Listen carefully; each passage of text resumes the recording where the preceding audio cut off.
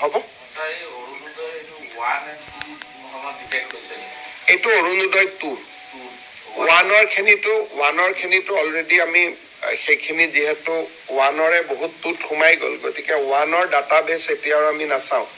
অৰুণোদয় 2ৰ ডাটাবেছটো আমি চাওঁ 2ৰ ডাটাবেছত আমি 682 নে 80 কৰ্মচাৰীক আমি অৰুণোদয় লৈ থকা আমি পাওঁ আৰু এওঁলোক নিয়মীয়া কৰ্মচাৰী যিটো 1 তাৰিখে দৰমহা পায় কোনো কন্ট্ৰেকচুৱেল চুক্তিবদ্ধ অংগনবাদী নহয় কোনোবাই হেলথত কাম কৰে কোনোবাই বিত্ত বিভাগত কাম কৰে কোনোবাই ৰেভিনিউ ডিপাৰ্টমেণ্টত কাম কৰে যি প্ৰপাৰ গভৰ্ণমেণ্ট এমপ্লয়ী গতিকে তেওঁলোকে লৈ থকাটো আচৰিত আৰু কিন্তু লৈ আছিলে তথাপিও মানুহে এইটো মানে কৰি আছে এতিয়া অৰুণোদয় 3 কিবা এনেইতো আজিকালি টেকনলজিৰ কাৰণে ললেও বহুত দেৰি ল'ব নোৱাৰে টেকনলজি ইমান ডিটেক্ট হৈছে ধৰক এজনৰ ঘৰত দুখীয়া নহয় কিন্তু ধনী এজনে ল'লে এতিয়া আমি ইলেক্ট্ৰিচিটি কনজিউম কিমান কৰে তাৰ পৰাও আমি ধৰিব পাৰো যে মানুহজন ধনী নে দুখীয়া আজিকালি নিয়ম বহুত হৈ গ'ল যেনেকে আপোনাৰ ঘৰত 120 মেগাৱাট ইলেক্ট্ৰিচিটি কিলোৱাট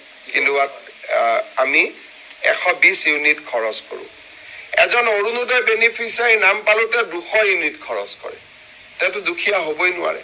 গতিকে আজিকালি গভৰ্ণমেণ্টে প্ৰথম এমাহ দুমাহ কোনোবাই ল'লেও লাহে লাহে গভৰ্ণমেণ্টে টেকনলজিৰ জৰিয়তে সকলোখিনি চিনাক্ত কৰিব পাৰে এইবাৰ আমি 26 জনক অৰুণোদয়ৰ পৰা কাটি দিছো কিয় কাটিছো তেওঁ অৰুণোদয় লৈছে জিএছটিও পেমেণ্ট কৰি আছে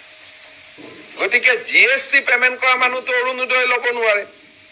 দুদিন পিছত ইনকাম টেক্সৰ পৰা আমি ডাটাবেছটো আনিব পাৰো গতিকে ক্ৰছ চেকিং কৰাৰ আজিকালি বহুত সুবিধা আছে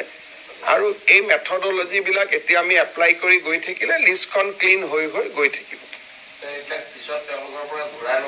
এইখিনিয়েতো ঘূৰাই দিব লাগিব চৰকাৰী কৰ্মচাৰী সকলৰতো দৰমহাৰ পৰা আমি কাটি ল'ম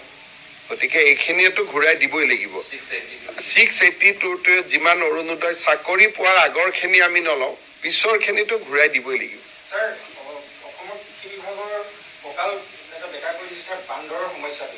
এতিয়া কি কৰিব বান্দৰখিনি মইতো বান্দৰ মাৰিব নোৱাৰো গতিকে আপোনালোকৰ পৰাই পৰামৰ্শ খুজিম কি কৰিব লাগে দিয়ক মই ৰূপায়ণ কৰিম এটা কি কৰিব পাৰো এতিয়া দিল্লীতো প্ৰধানমন্ত্ৰীৰ ঘৰতো বান্দৰ সোমাই যায় সুপ্ৰিম কোৰ্টে অৰ্ডাৰ দিছে যে বান্দৰক আপুনি একো কৰিব নোৱাৰে বান্দৰক এতিয়া কোনো নহয় দেশত এতিয়া মই মুখ্যমন্ত্ৰী সুপ্ৰিম কোৰ্টৰ অৰ্ডাৰৰ লগতো মই কাজিয়া কৰিব নোৱাৰো সুপ্ৰিম কোৰ্টে অৰ্ডাৰ দিছে যে বান্দৰে ধান খালেও বান্দৰে ঘৰৰ বেডৰুমৰ ভিতৰত সোমালেও বান্দৰক আপুনি মাৰিব নোৱাৰে কেছটো মেনকা গান্ধীয়ে কৰিছিল সুপ্ৰিম কোৰ্টে ৰায় দিছে আৰু দিল্লীত সকলো কেবিনেট মন্ত্ৰীৰ ঘৰৰ ভিতৰত বান্দৰ এটা বন্যপ্ৰাণী আইনখনে ইমান ষ্ট্ৰং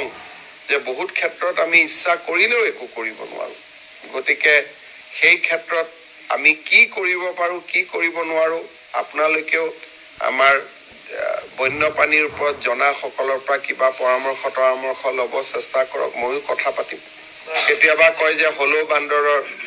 এটা লৈ আহিলে বাকি বান্দৰবোৰ দৌৰি যায় বুলি এনেকুৱা বিভিন্ন কথা ওলাই থাকে কিন্তু এতিয়ালৈকে আমি একো চৰকাৰীভাৱে আমি একো কৰিব পৰা নাই